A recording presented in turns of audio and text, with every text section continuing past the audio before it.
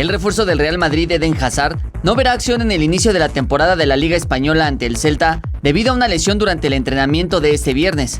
El cuerpo médico del cuadro merengue señaló que el belga sufrió una lesión en el recto anterior del muslo izquierdo que lo dejaría fuera de competencia al menos durante un mes. El defensa mexicano Héctor Moreno anotó su primer gol con el Al Gharafa, que derrotó 2-1 al conjunto del Al Khor en partido amistoso previo a la nueva temporada de Qatar Stars League. El defensor sinaloense se hizo presente en el segundo tiempo, una vez que se sumó al ataque y con cabezazo superó al portero visitante en la cancha del Thani Bin Yassim Stadium. El australiano Nick Kyrgios, número 27 en la clasificación mundial, fue multado con $113,000 por abuso de pelota, obscenidad audible, conducta antideportiva y abuso verbal. La ATP todavía está considerando suspender al jugador por la denominada ofensa máxima al código de conducta.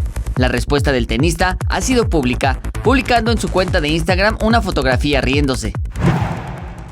El triatleta veracruzano Crisanto Grajales, recientemente coronado campeón panamericano en Lima 2019, se ubicó en el sitio 14 del Test Event rumbo a Tokio 2020 celebrado en la región de Japón.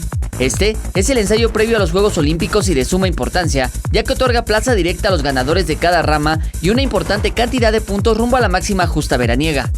Jesús Arias, 21 Noticias.